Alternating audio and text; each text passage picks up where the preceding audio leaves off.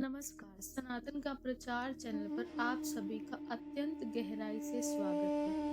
आज हम श्रीमद् भगवद गीता के उस अध्याय में प्रवेश कर रहे हैं जो केवल आध्यात्मिकता का चरण नहीं है, बल्कि मॉडर्न कॉस्मोलॉजी, क्वांटम फिजिक्स और मल्टी डायमेंशनल रियलिटी का सबसे बड़ा वैज्ञानिक प्रमाण है।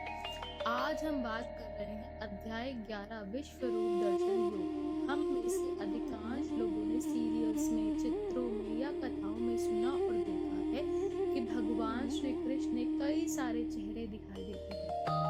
हाथों में अनंत अस्त्र शस्त्र हैं और अर्जुन हाथ जोड़े थर थर कांपते हुए खड़ा है। लेकिन क्या यह केवल एक चमत्कारी दृश्य था या क्या यह केवल एक जादुई घटना? बिल्कुल नहीं। जब आप इस अध्याय को आधुनिक विज्ञान और सनातन के गहरे तर्कों के साथ देखेंगे तो आपको समझ आएगा कि कुरुक्षेत्र के उस युद्ध के मैदान में स्पेस और टाइम का एक ऐसा परम संकुचन हुआ था जिसे आज का आधुनिक क्वांटम विज्ञान सिंगुलैरिटी कहता है। एक ऐसा बिंदु जहां पूरे ब्रह्मांड का ताना बाना था, entire fabric of space and एक सिंगल कोऑर्डिनेट पर आकर सिमट गया। चलिए इस एक गहरे एनालिटिकल और तार्किक नजरिए से समझते हैं। गीता के 11वें अध्याय के श्लोक 5 में भगवान श्री कृष्ण कहते हैं, पश्चिम में पार्थ रूपाणि शतशोभत्सहस्रश नाना विधानि दिव्यानि नाना वर्णाकृतीनि च। हे पार्थ, मेरे सैकड़ों हजारों रूपों को देख जो विभिन्न प्रकार के अलभ्य हैं, दिव्य हैं और अलग अलग रंगों तथा आकृतियों के। लेकिन इसके तुरंत बाद श्लोक 8 में एक बहुत बड़ा कॉस्मिक मीन सामने आता है। भगवान स्पष्ट शब्दों में कहते हैं, न तू माम शक्यसे दृष्टु मने नैव सतचक्षुषा दिव्यम ददामि ते चक्षु पश्येमे योगमेश्वरम। परंतु तुम मुझे अपनी इन प्राकृतिक, इन मानवीय आंखों से नहीं देख सकते, इसीलिए मैं तुम्हें दिव्य चक्षु दूंगा जिससे तुम मेरे ईश्वरीय योग शक्ति को देख सको। यहीं से हमारा वास्तविक वैज्ञानिक और दार्शनिक विश्लेषण शुरू होता है। यह दिव्य चक्षु क्या है? क्या यह एक्सरे विजन था? नहीं। हम इंसान जिस भौतिक जगत को देखते हैं, हमारी आंखें केवल एक बहुत ही सीमित दायरे को पकड़ सकती हैं, जिसे विज्ञान की भाषा में विजिबल लाइट स्पेक्ट्रम कहा जाता है। हम पूरे इलेक्ट्रोमैग्नेटिक स्पेक्ट्रम का 1% हिस्सा भी अपनी इन आंखों से नहीं देख पाते। हम अल्ट्रावायलेट नहीं देख सकते, हम इंफ्रारेड नहीं देख सकते, हम स्पेस की कर्वेचर को नहीं देख सकते और सबसे बड़ी सीमा यह है कि हम केवल 3 डायमेंशन स्पेस और 1 डायमेंशन ऑफ टाइम यानी समय की एक सीधी रेखा के प्रेमी जीव बनते हैं। हमारे लिए समय एक नदी की तरह पास से फ्यूचर की तरफ बहती है। जब भगवान कृष्ण अर्जुन को दिव्य चक्षु देते हैं, नीति और गणितीय रूप से इसका सीधा मतलब है कि upgraded Arjun perceptions apparatus to a higher dimension। उन्होंने अर्जुन के देखने के फ्रेमवर्क को 3D से उठाकर मल्टी डायमेंशन या एन डायमेंशन कर दिया। एक ऐसा आयाम जहाँ से स्पेस का झुकाव समय का गैर देखने होना साफ दिखाई देता है। इसे समझने के लिए आधुनिक विज्ञान के एक उदाहरण की मदद लेते हैं। मान लीजिए एक 2D डायमेंशनल सतह या पेपर पर रहने वाली कोई चीटी है, वह केवल एक आगे पीछे दाएं बाएं देख सकती है। उसके लिए ऊपर और नीचे जैसा कोई कंसेप्ट मौजूद नहीं है। अगर आप उस चीटी के सामने ऊपर से लाकर एक सेब रख दे तो उसे पूरा सेब कभी नहीं दिखेगा, उसे केवल एक बढ़ता हुआ 2D गोला दिखाई देगा। और जैसे ही आप उस सेब को ऊपर उठा लेंगे और वह सेब उस चीटी के ब्रह्मांड से हमेशा के लिए गायब हो जाएगा। अर्जुन की स्थिति भी कुरुक्षेत्र में यही थी। अर्जुन एक 3D ऑब्जर्वर था और उसके सामने जो सत्य प्रकट होने वाला था वह था द अल्टीमेट मल्टीवर्स फूड। इसीलिए जब एक ऑब्जर्वर का डायमेंशन अपग्रेड नहीं होगा तब तक वह उस डेटा के प्रोसेस नहीं कर सकता। दिव्य चक्षु का सीधा वैज्ञानिक अर्थ है बिना किसी गणितीय या भौतिक सीमा के पूरे स्पेस टाइम कॉन्टिनम को एक साथ देखने की क्षमता। इस अनंत विराट स्वरूप की गहराई को समझने के लिए हमें सनातन परंपरा के 4 सबसे बड़े स्तंभों और उनके भाष्यों का सहारा लेना होगा। जब हम इन चारों दृष्टिकोणों को एक साथ रखकर इसका विश्लेषण करते हैं तो विश्व रूप का एक अकाट्य ब्लूप्रिंट हमारे सामने उभर आता है।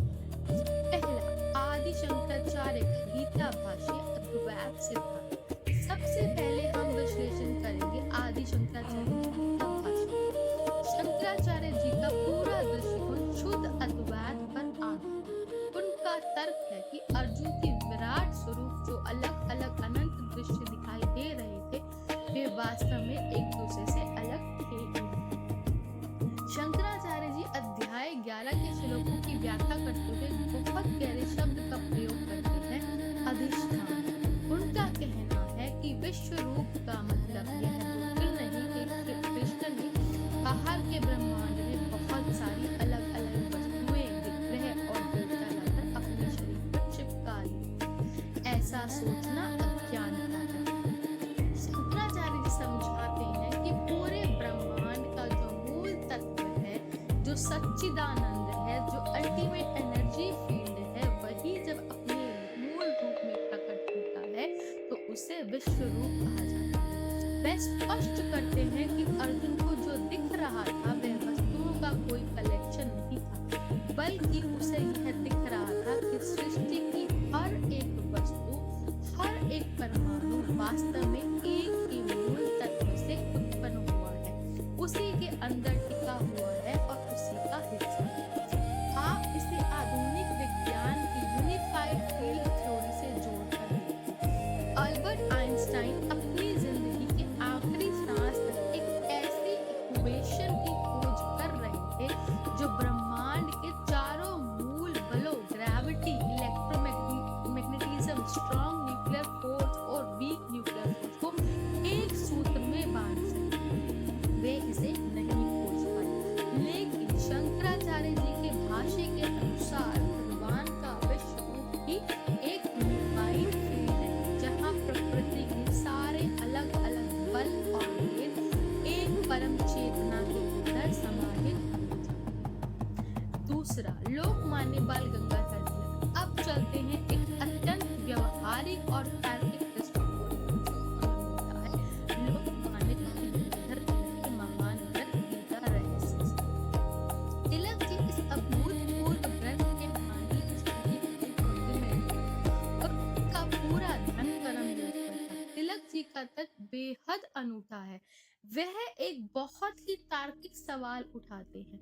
युद्ध के मैदान में जहां दोनों तरफ सेनाएं आमने सामने खड़ी हैं, शंखनाद हो चुका है, बस कुछ ही क्षणों में तीर और तलवारें चलने वाली हैं। वहां श्री कृष्ण को यह इतना बड़ा ब्रह्मांडीय रूप दिखाने की और इतनी लंबी चर्चा करने की क्या आवश्यकता थी? क्या यह समय का नुकसान नहीं था? तिलक जी इसका जो जवाब देते हैं वह हर एक मैनेजमेंट गुरु को सुनना चाहिए। वे कहते हैं कि अर्जुन का जो अवसाद था वह कोई सामान्य दुख नहीं था, वह एक एग्जिस्टेंशियल क्राइसिस था। अर्जुन इस भ्रम में फंस गया था कि मैं मारने वाला हूँ और सामने खड़े ये लोग मरने वाले हैं, यानी वह अपने व्यक्तिगत कर्ता भाव के भ्रम में पूरी तरह कैद हो चुका था। तिलक जी लिखते हैं कि विश्व रूप दर्शन के दिखाकर श्री कृष्ण ने अर्जुन को यह सिद्ध किया कि तुम जो सोच रहे हो कि इस युद्ध के इस कर्म के आरंभ करने वाले या खत्म करने वाले तुम हो, यह तुम्हारा अहंकार और भ्रम है। यह पूरा ब्रह्मांड एक मैक्रो लेवल फ्रेमवर्क पर पहले से ही संचालित हो रहा है। तुम्हारे करने से या न करने से यह कॉस्मिक ऑर्डर नहीं रुकेगी। विश्व रूप में अर्जुन देखता है कि भीष्म, द्रोण और कर्ण जैसे अजय योद्धा पहले से ही काल के मुख में समा रहे हैं। तिलक जी कहते हैं कि यह दृश्य अर्जुन को डराने के लिए नहीं अहंकार को क्रैश करने के लिए था। यह दिखाने के लिए था कि समय की संरचना पहले से ही निर्धारित है। जब किसी मनुष्य को यह आभास हो जाता है कि वह एक बहुत बड़ा कॉस्मिक प्रोजेक्ट पहले से ही रन हो रहा है, तो उसका व्यक्तिगत तनाव और डिप्रेशन तुरंत समाप्त हो जाता है। वह केवल एक निमित्त बनकर अपनी सर्वश्रेष्ठ भूमिका निभाता है। अब आइए महाराष्ट्र के महान संत ज्ञानेश्वर महाराज पर, जिन्होंने मात्र 16 वर्ष की आयु में ज्ञानेश्वरी जैसी अद्भुत कृति की रचना की। उन्होंने 11वें अध्याय का जो वर्णन किया है वह शब्दों से परे का अनुभव है। ज्ञानेश्वर महाराज अनुभूत्यात्मक गहराई के स्वामी हैं। ज्ञानेश्वर जी लिखते हैं कि जब श्री कृष्ण ने अपना विश्व रूप प्रकट किया तो ऐसा लगा मानो एक क्षण में अनंत सूर्य एक साथ आकाश में उगा। इथेम प्रलो काचे किम हे महाते जाते कि महाभूतांचे अंकुरिताले अमृत। वे आगे एक बहुत ही गहरा और वैज्ञानिक तथ्य समझाते हैं। वे लिखते हैं कि जब अर्जुन उस अनंत तेज को और भयंकर दृश्यों को सहन नहीं कर पाया तो डर के मारे उसने अपनी आंखें बंद कर ली। लेकिन सबसे बड़े आश्चर्य की बात यह है कि आंखें बंद करने के बाद भी अर्जुन को वह विश्वरूप बंद आंखें भी वैसा ही दिखाई दे रहा है। इस बात पर वैज्ञानिक दृष्टिकोण से विचार कीजिए। कोई वस्तु आपके शरीर से बाहर स्थित है, आंख बंद करने पर उसका दिखना बंद हो जाना चाहिए, लेकिन अर्जुन को आंख बंद करने के बाद भी यह दृश्य दिख रहा था। इसका सीधा अर्थ क्या है?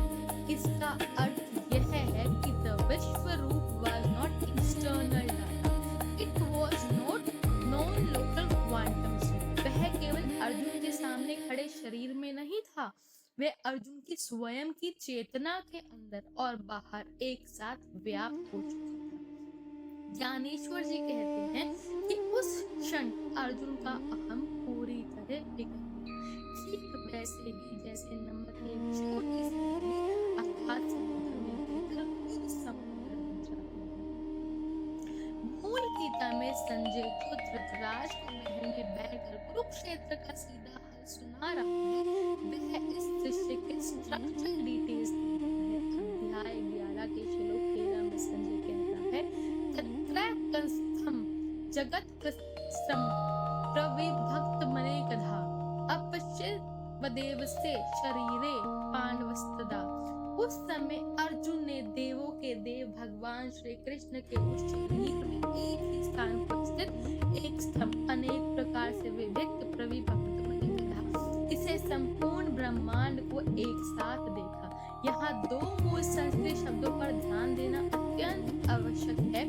एक स्तंभ एक ही बिंदु पर और एक ही स्थान पर स्थित। प्राविभक्तम मने कधा अनंत विविधताओं और टुकड़ों में विभाजित। आधुनिक गणित और भौतिक के ज्ञान का जानते हैं कि यह हूबहू एक मैथमेटिकल सिंगुलैरिटी की परिभाषा है। एक ऐसी अवस्था जहां अनंत घनत्व और अनंत विविधता स्पेस टाइम के एक सिंगल कोऑर्डिनेट के अंदर कंप्रेस हो जाए। श्रीमद् भगवद गीता के इन प्रमाणों को अब हम आधुनिक भौतिक विज्ञान के तराजू पर तोलते हैं। इस खंड में हम 3 बड़े वैज्ञानिक सिद्धांतों को देखेंगे: space time collapse, the block universe model, quantum superposition. आधुनिक भौतिकी के अनुसार हम जिस ब्रह्मांड में रहते हैं उसे हम 3 आयामों में नापते हैं: लंबाई, चौड़ाई और ऊंचाई, और इसमें चौथा आयाम होता है समय। अल्बर्ट आइंस्टाइन ने अपनी सापेक्षता के सिद्धांत यानी थ्योरी ऑफ रिलेटिविटी में सिद्ध किया कि स्पेस और टाइम अलग नहीं है, एक ही कपड़े के ताने बाने हैं जिसे हम स्पेस टाइम फैब्रिक कहते हैं। अब कल्पना कीजिए कि इस फैब्रिक पर कोई इतनी अगाध ऊर्जा या मास रख दिया जाए कि यह पूरा फैब्रिक नीचे की तरह धंस जाए और एक अनंत गहरा गड्ढा उस परम बिंदु को हम सिंगुलैरिटी, जैसे कि एक ब्लैक होल के ठीक केंद्र में। सिंगुलैरिटी पर पहुंचने के बाद भौतिक विज्ञान के सारे सामान्य नियम टूट जाते हैं। वहां समय का बहना बंद हो जाता है और स्थान अनंत रूप से सिमट जाता है। जब संजय ने धृतराष्ट्र से कहा कि अर्जुन ने एक स्तंभ जगत कृत्स्नम पूरे जगत को एक ही स्थान पर देखा, तो यह विज्ञान की भाषा में एक नियंत्रित कॉस्मिक सिंगुलैरिटी का सटीक विवरण था। भगवान श्री कृष्ण ने कुरुक्षेत्र के उस सीमित से कोऑर्डिनेट पर पूरे स्पेस टाइम फैब्रिक को फोल्ड कर दिया। इसका मतलब यह है कि उस क्षण जो घटना द्वारका में हो रही थी, जो स्वर्गलोक में हो रही थी, या जो अरबों प्रकाश वर्ष किसी दूसरी गैलेक्सी में हो रही थी, एक ही मिनट में सीधे दिख। इस थ्योरेटिकल फिजिक्स के शब्दों में हम एक आइंस्टाइन-रोसेन ब्रिज या एक हाइपर डायमेंशनल पोर्टल कह सकते हैं, जिसने पूरे ब्रह्मांड के डेटा को एक ही जगह कंप्रेस कर दिया।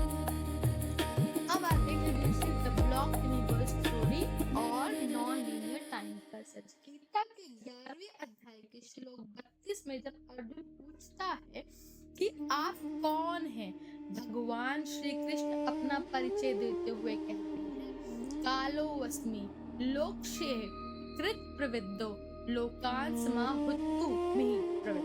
मैं सबका नाश करने वाला महाकाल समय हूँ, जो इस समय इन लोगों को नष्ट करने के लिए बड़ा हो। यहाँ काल शब्द का अर्थ केवल घड़ी के टिक-टिक या घंटी में नहीं है। यहाँ काल का अर्थ है समय एक भौतिक आयाम के रूप में। मॉडर्न थ्योरेटिकल फिजिक्स में एक बहुत प्रसिद्ध कंसेप्ट है जिसे ब्लॉक यूनिवर्स थ्योरी या इंटरनलिज्म कहा जाता है। इस सिद्धांत के अनुसार समय कोई ऐसी नदी नहीं है जिसका अतीत बीत चुका और अब वह कहीं अस्तित्व ही नहीं या भविष्य अभी तक बना ही नहीं और अनिश्चित है। इसके विपरीत यह थ्योरी कहती है कि अतीत, वर्तमान और भविष्य तीनों एक ही साथ एक विशाल 4 डायमेंशनल ब्लॉक पहले से ही पूरी तरह हमारा मस्तिष्क केवल एक सिनेमा प्रोजेक्टर की तरह एक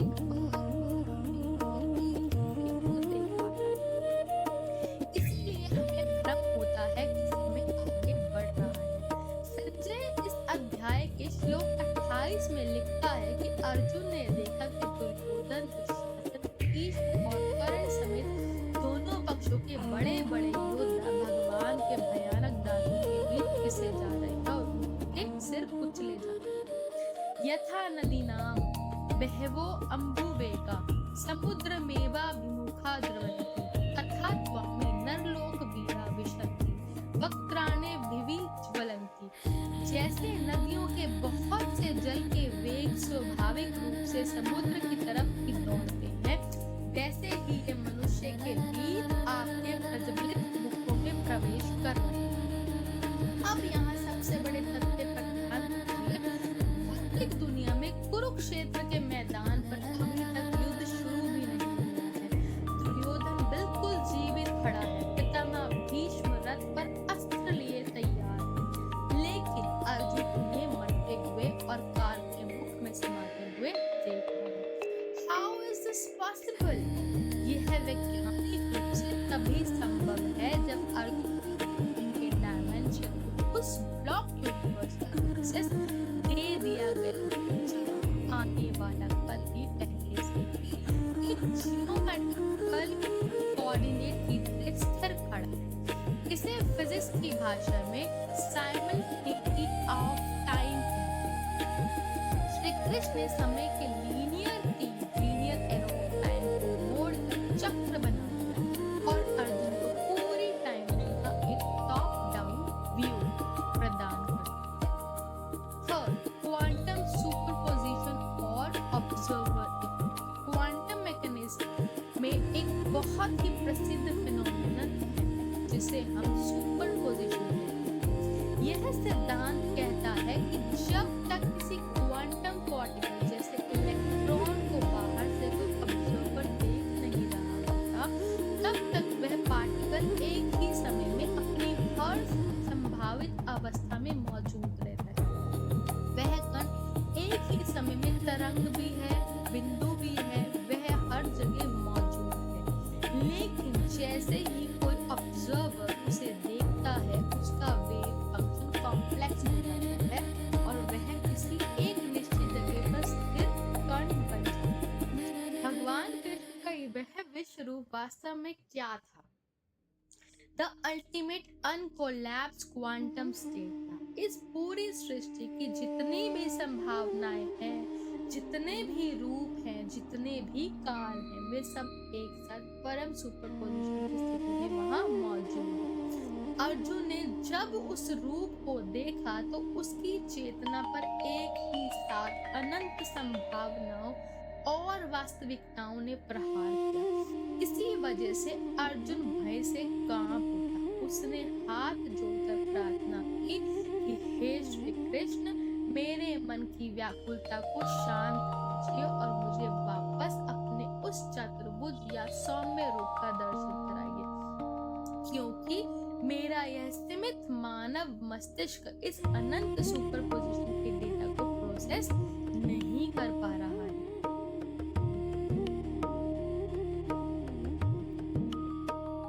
अब हम प्रवेश कर रहे हैं इस विश्लेषण के सबसे मुख्य और क्रांतिकारी भाग में, द मल्टीवर्स थ्योरी। आज से कुछ दशक पहले तक आधुनिक विज्ञान का यह दृढ़ विश्वास था कि पूरे अस्तित्व में केवल एक ही ब्रह्मांड है, द यूनिवर्स। लेकिन आज थ्योरेटिकल फिजिक्स के महान वैज्ञानिक जैसे हू एवरेट ने मेनी वर्ल्ड्स इंटरप्रिटेशन दिया और मैक्स टेगमार्क ने मल्टीवर्स हायरार्की का मॉडल पेश किया।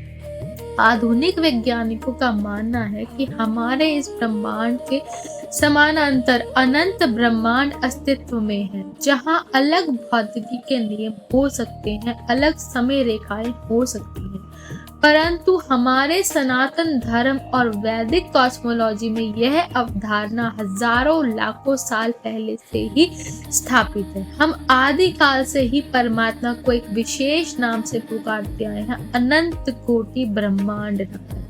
अनंत जिसकी कोई सीमा ना हो, कोटि प्रकार अथवा करोड़, ब्रह्मांड यूनिवर्स यानी अनंत प्रकार के करोड़ों ब्रह्मांडों के एकमात्र स्वामी।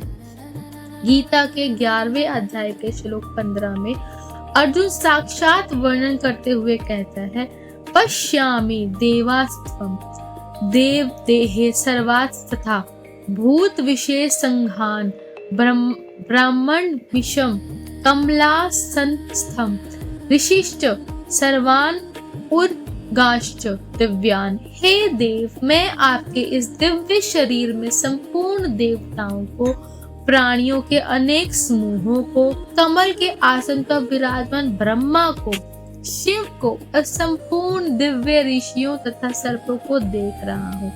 यहाँ पर एक बहुत ही गहरे शब्द पर ध्यान दीजिए, ब्रह्मांडमीशम कमलासनस्थम, यानी कमल के आसन पर बैठे ब्रह्मा को देख रहा हूँ।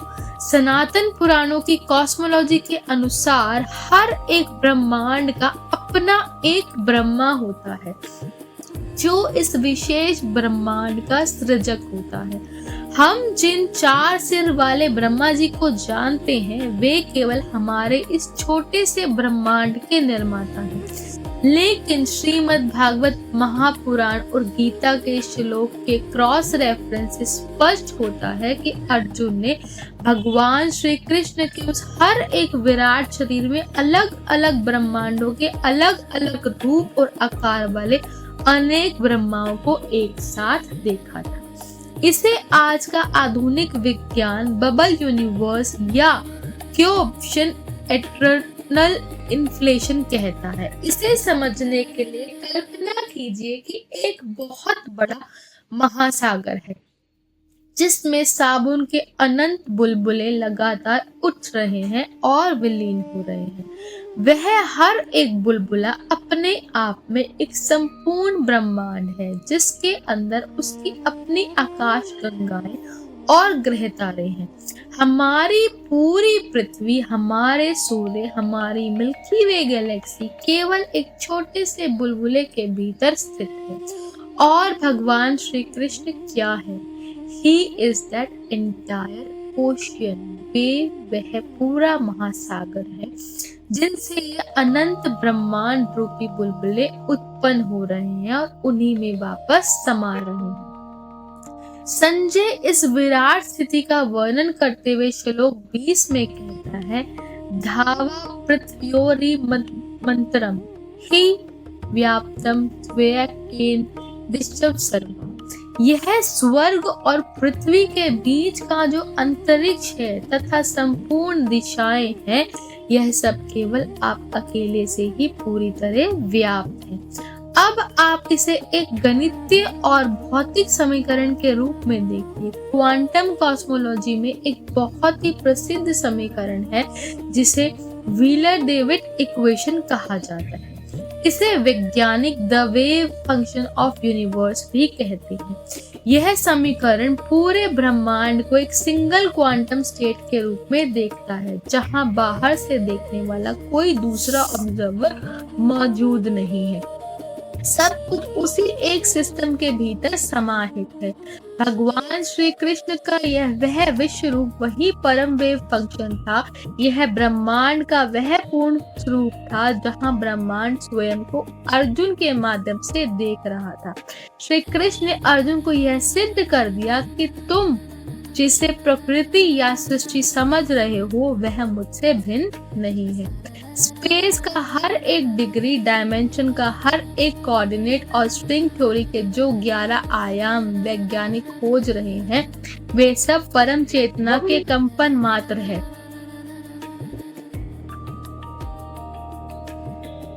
मेरे प्रिय दर्शकों, आपने इस पूरे गहन में देखा कि कैसे भगवान श्री कृष्ण का विश्व रूप दर्शन कोई काल्पनिक लोक कथा या जादुई कहानी नहीं है, बल्कि यह थ्योरेटिकल फिजिक्स, हायर मैथमेटिक्स और कॉस्मोलॉजी का एक अचूक ब्लूप्रिंट है। लेकिन सबसे बड़ा सवाल यह उठता है कि इस अथाह ज्ञान का, इस वैज्ञानिक विश्लेषण का आपकी और हमारी रोजमर्रा की जिंदगी से, हमारे संघर्षों से क्या लेना देना?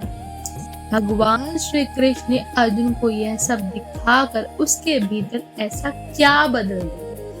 युद्ध की शुरुआत से ठीक पहले अर्जुन गहरे डिप्रेशन में था। उसके हाथ कांप रहे थे, उसका गांडीव धनुष उसके हाथों से छूटकर गिर रहा था, उसकी आंखों में आंसू थे।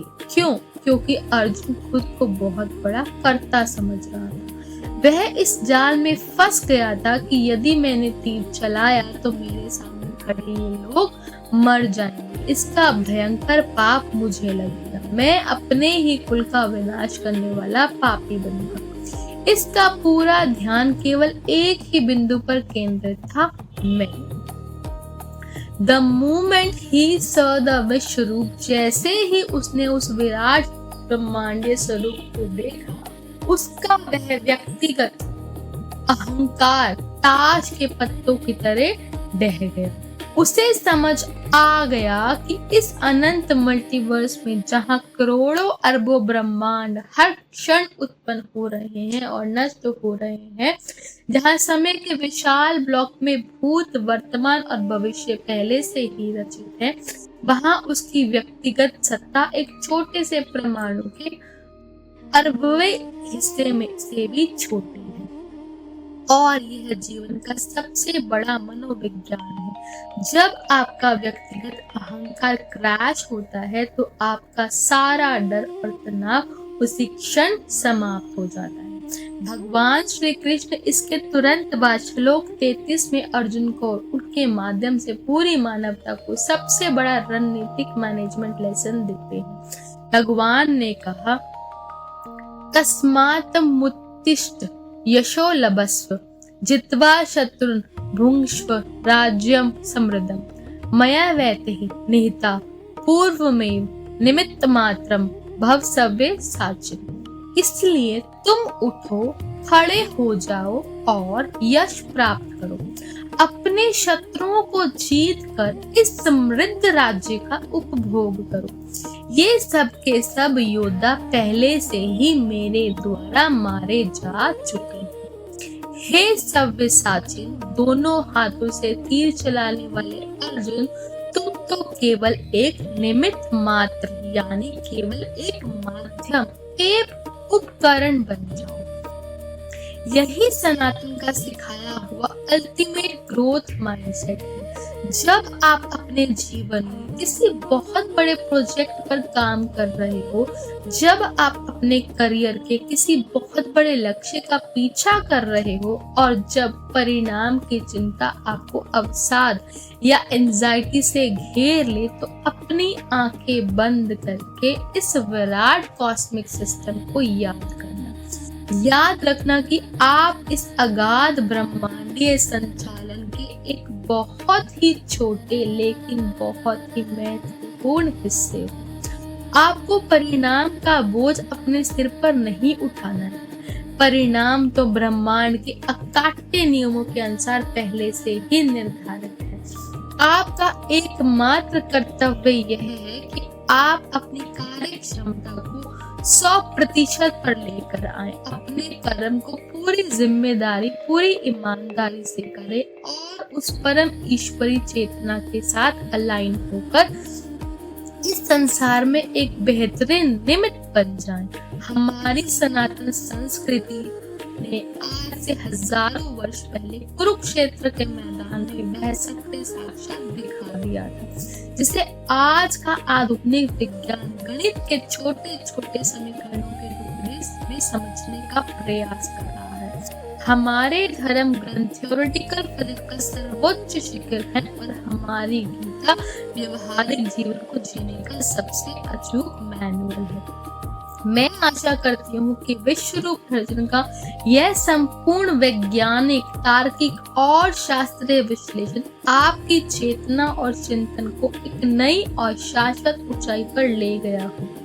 इस वीडियो को समाज के हर उस व्यक्ति, हर उस युवा तक पहुंचाएं जो सनातन के पीछे छिपे वास्तविक विज्ञान और लॉजिक को गहराई से समझना चाहता है। सनातन का प्रचार चैनल को सब्सक्राइब करें ताकि इसी प्रकार के प्रामाणिक और शास्त्र सम्मत विश्लेषण आप तक लगातार पहुंचते रहे।